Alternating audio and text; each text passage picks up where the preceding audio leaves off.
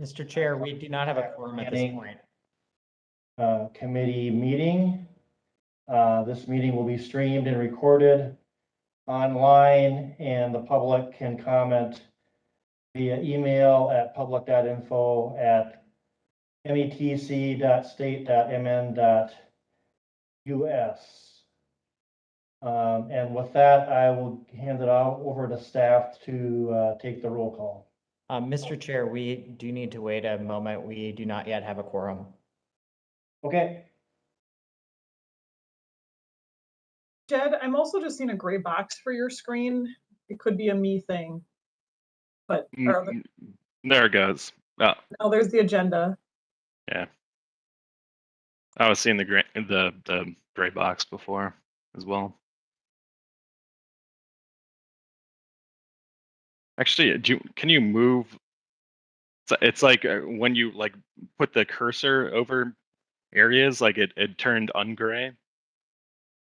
Oh, never mind. Now it's turning gray again. Never mind. I don't know what's going on with it. When I go to unmute. Oh, yeah, look at that. Yep. Grade back up.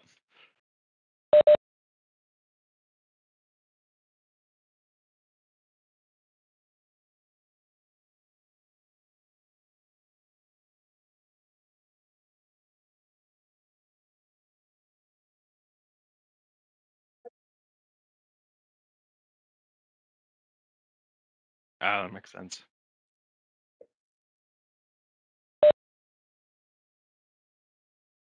Let me know, Jed, when we've got a quorum, please.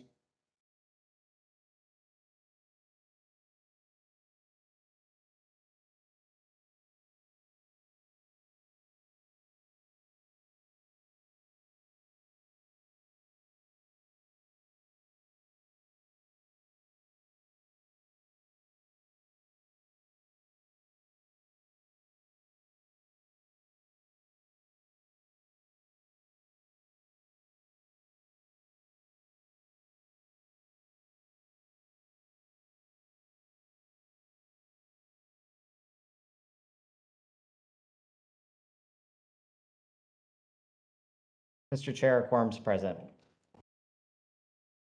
Thank you, Jed. Again, I'm Scott Merrick. Will be your new chair for TAC Planning, with Emily moving on Jorgensen to another opportunity at Washington County. Angie Stinson will be our vice chair. This meeting is being streamed online on the Met Council website, and public can provide comments at public.info@metc.state.mn.us. This is the August 11th, 2022 Met Council TAC Planning Committee, and I'll hand over to Jed for a roll call, please.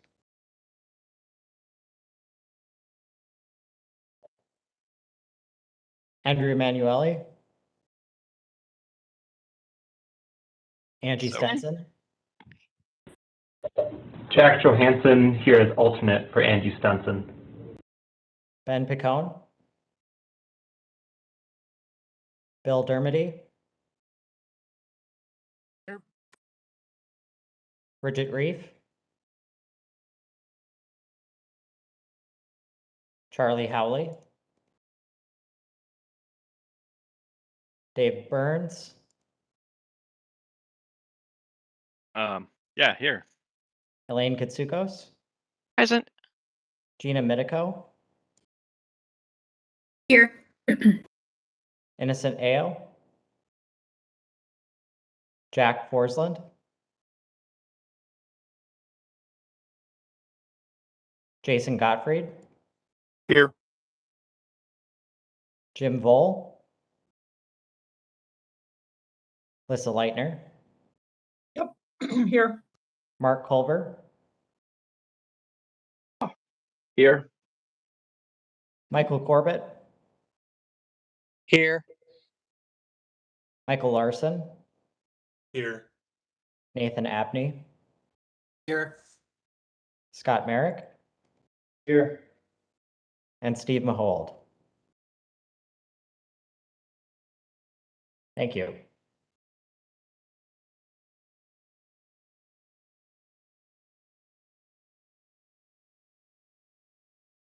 Okay, thank you, Jed. The second item on the agenda is approval of the agenda.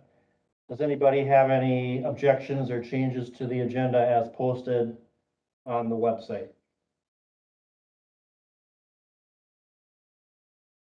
Hearing none, the agenda is approved as proposed.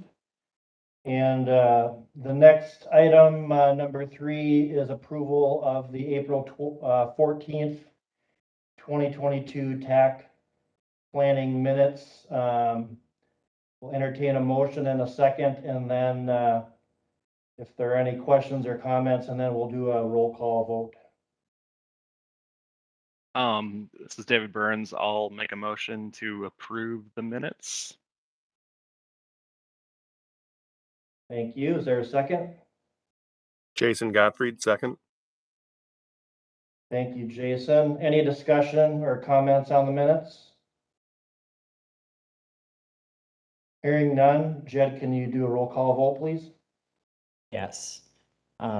Jack Johansson, Yay. Ben Picone, Bill Dermody, Bridget Reef, Charlie Howley, Dave Burns, Aye. Elaine Katsukos, Aye. Gina Medico, Aye. Innocent Ao, Jack Forsland, Jason Gottfried, Aye. Jim Vole, Lissa Leitner, Aye. Mark Culver, Aye. Michael Corbett, Michael Corbett, Aye. Sorry about that. Aye. Michael Larson, Aye. Nathan Abney, Aye. Scott Merrick, Aye. Steve Mahold. All right, the motion carries. All right, motion carries. The April 14th, 2022 TAC minutes are approved. Moving on to next item, public comment on committee business. Again, this is a publicly streamed meeting on the Met Council website. Jed, were there any members of the public that registered to comment at this meeting? We did not receive any comments or any requests to make comments at this meeting. Okay, thank you. We'll move on to new business. Item 2022-31, the 2023 Unified Planning Work Program. David and Amy have a presentation for us, and this is a roll call vote.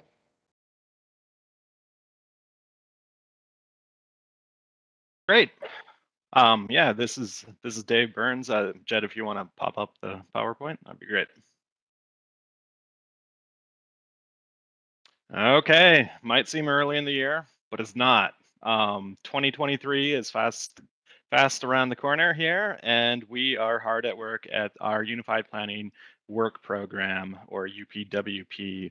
Next slide, please. So in this presentation, I'm just going to give a basic, real quick overview of the UPWP, talk a little bit about the content, just outline a couple of planning studies that began in 2022 or will begin in 2022, and then talk about planning studies that will begin in 2023, just real briefly, and then provide the committee with a draft UPWP budget and a couple of related discussion items. So, oh, sorry. I was on the wrong slide there. So yeah, in terms of the purpose of the UPWP, it's actually required by federal laws for all MPOs. Really, it stems from two different areas.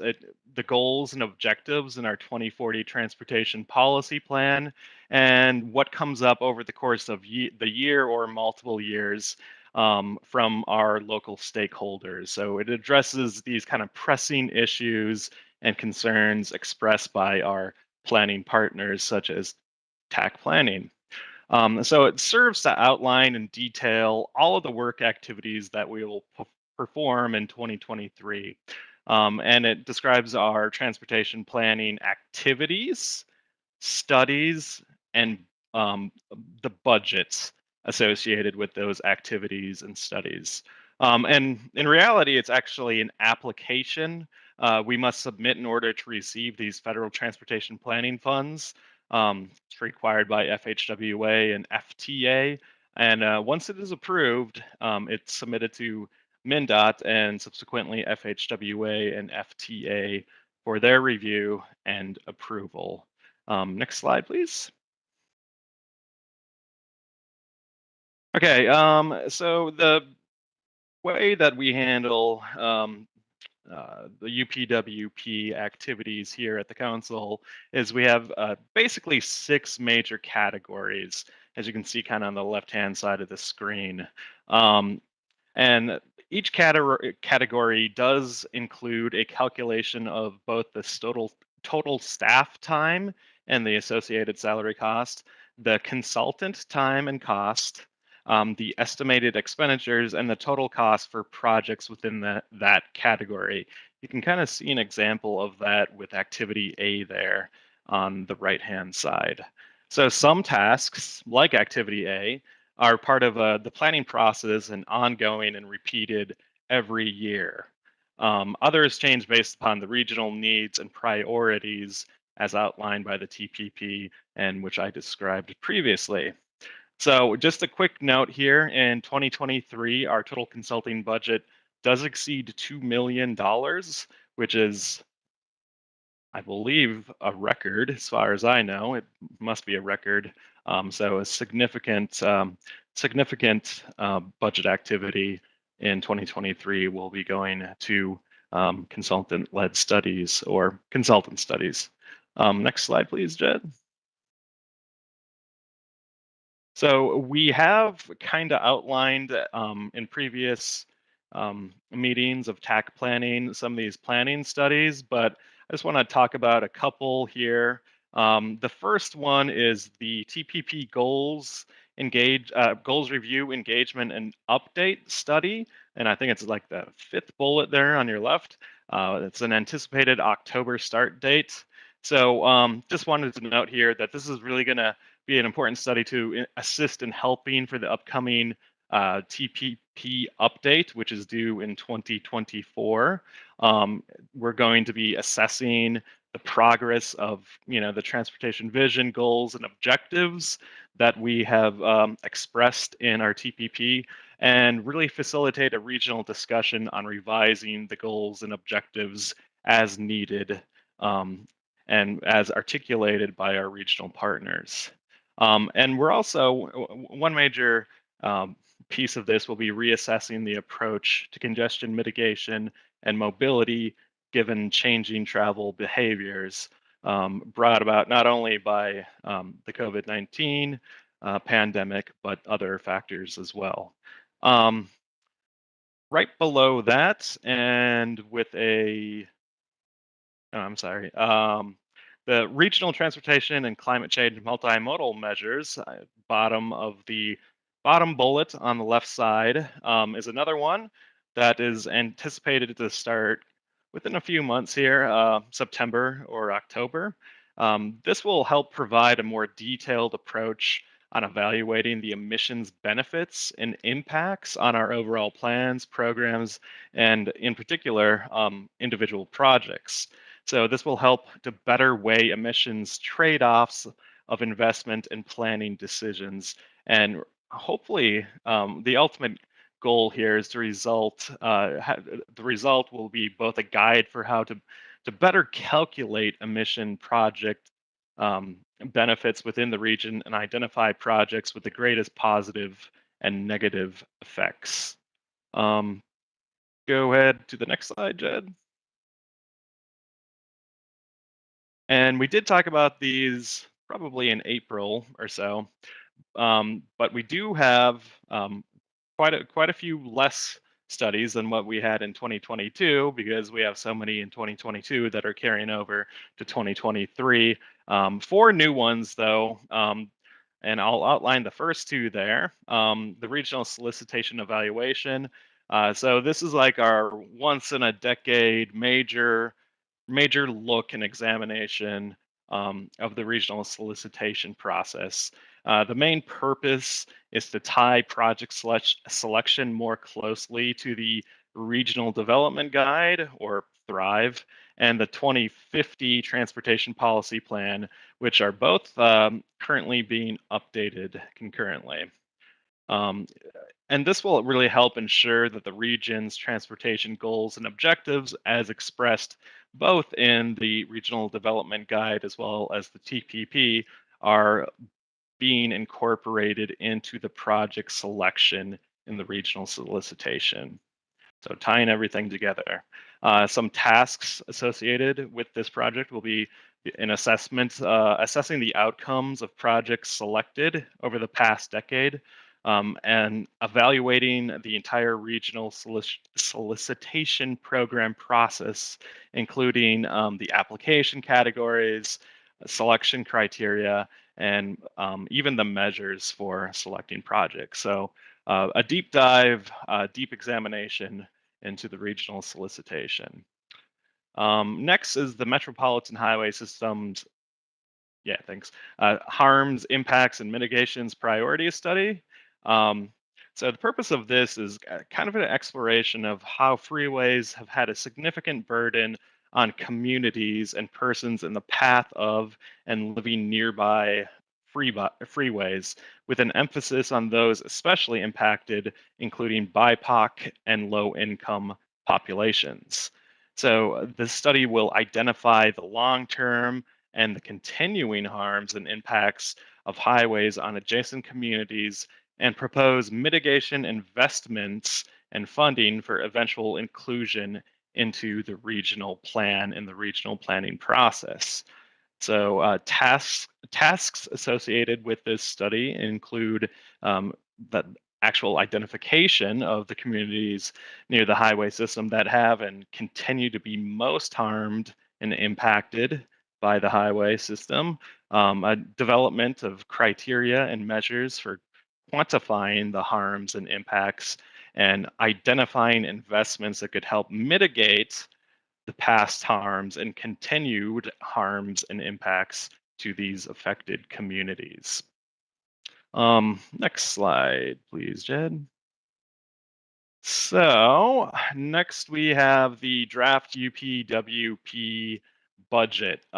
So a couple things have happened. Well, first I'll go over that first column, staff weeks. That's the number of staff weeks by task, and the associated salary cost. The consultant cost, or how many studies we have in each of those tasks that we'll utilize consultants for, and then overhead and expenses, which we have to pay basically to do business here at the MPO. So the total cost right now, the asterisk next to it, is about 6.4 million, which is an increase in our federal allotment, and this is due to increased funds from the new transportation bill, IIJA. Just a couple of notes. This budget assumes new positions, of which there's 3 or 4. I'll have Amy comment on that if she's here. I think she is. But I wanted to note here that what's one issue that we're running into is the fact that our overhead rate, which makes a significant impact on the budget, was down by a significant margin from last year, and it fluctuates greatly year to year. I remember 2 years ago it was around 160%, and then last year it was 80 something percent, and this year it's only 34%. So since we're spending a lot less on overhead and expenses, that really does free up more of the budget to go to pay for staff and their salaries, as well as consultant projects. Next slide there, Jed. So because of that really low overhead rate. The available federal funds we have actually total 5.491 million, which would allow for a total budget of 6.8 million, as opposed to the 6.3 that we currently have allocated. So in essence, we have roughly $478,000 remaining to allocate. And that does include the federal funds and the required 20% local match. So we do have some options here, and we would like to hear your input as time allows on how to potentially use these funds. We could have additional planning studies or council staff activities and hours, or we are exploring talking to both MnDOT and FHWA on potentially sort of carrying those funds over to 2023, kind of without the penalty that would normally be associated with that. And that's still TBD whether that can be done. So there could be additional activities prior to the final adoption. You know, that the final adoption is going to occur in early October. What we have here is a draft UPWP, but just wanted to note that some things could change because of that excess in funds. And with that, that's the presentation, and I'd be happy to take any questions, or if you guys you all have any ideas on potentially what we could explore doing with those funds, this would be a great group to kind of discuss that. Thank you, David, for the nice presentation. And so, yeah, again, this is sort of setting the blueprint or the plan for staff and the work activities that they will undertake next year to carry forward our MPO designation and keep the federal funds flowing into our region. So it's an important item to be considering. Does anybody have any questions or comments or suggestions for staff on the 2023 UPWP?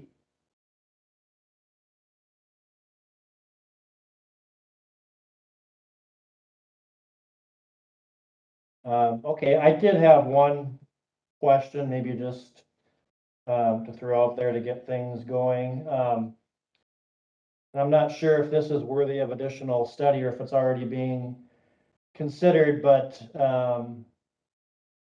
with the COVID situation going on, there has been a little bit of flux going on with our transit system and reduced ridership, and just wondering, you know, we're starting to slowly come out of that, it looks like, but are staff monitoring that in some way, or is that part of some of the existing studies, or can you give us a little bit of a feel for how that's being monitored?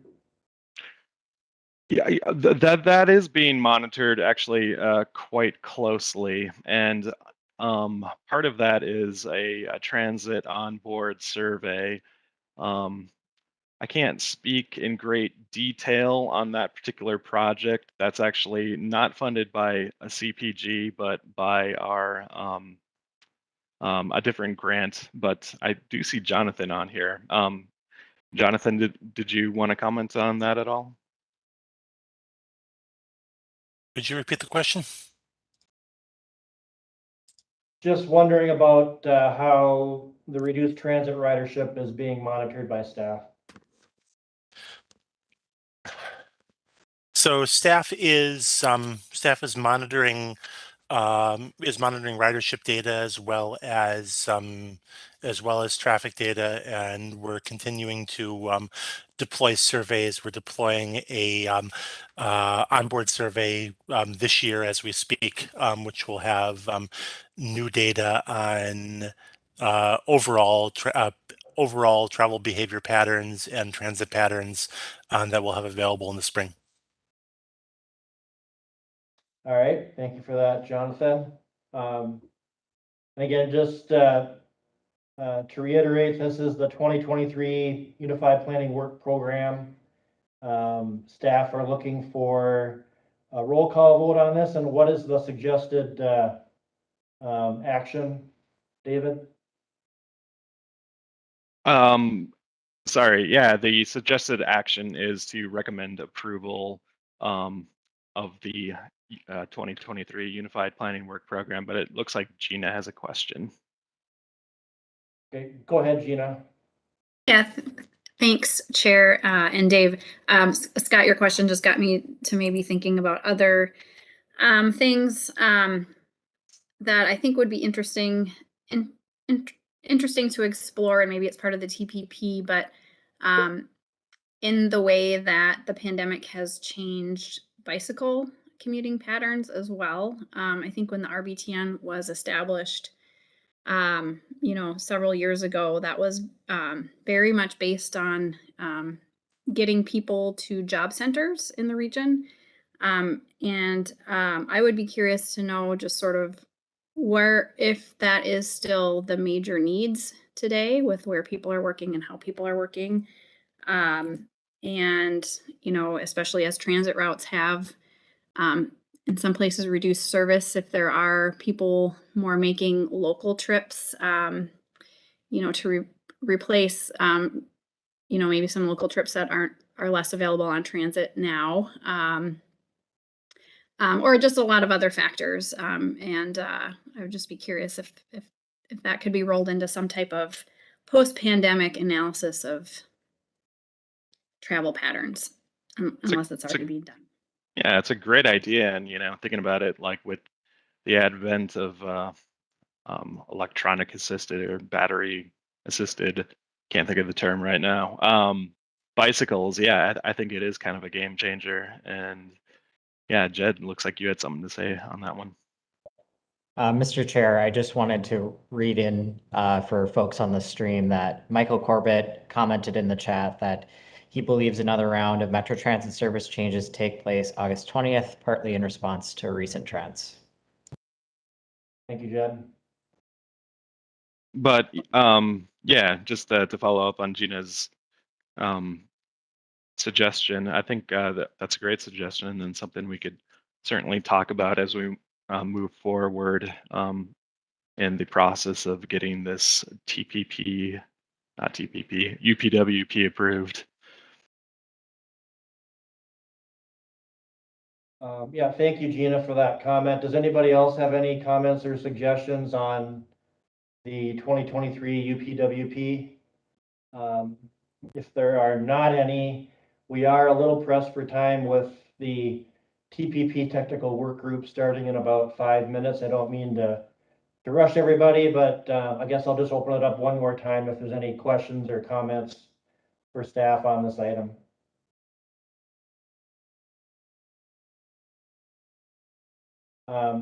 Hearing none, I guess I would entertain a motion and a second to approve the 2023 Unified Planning Work Program to be forwarded on through the Met Council approval process. Lissa will make the motion. Motion, Dermody. Lissa moves and Bill Dermody seconds, I believe. Any further discussion? Hearing none, Jed, will you take the roll call, please? Johansson. Aye. Picone. Aye. Dermody. Aye. Reef. Howley. Burns. Aye. Katsukos. Aye. Medico. Aye. Gottfried. Aye. Ao. Forsland. Vol. Leitner. Aye. Culver. Aye. Corbett. Michael Corbett. Larson. Aye. Abney. Aye. Merrick. Aye. That is 11 yays and no nays. Okay, thank you, Jed. So the 2022-31 agenda item, approving the 2023 Unified Planning Work Program is approved and will be forwarded on through the Met Council process. The next agenda item is other business. Does anybody have any other business to share with the group? Hearing none, I will adjourn the meeting at 1:28 and look forward to seeing many of you in a few minutes. Thank you.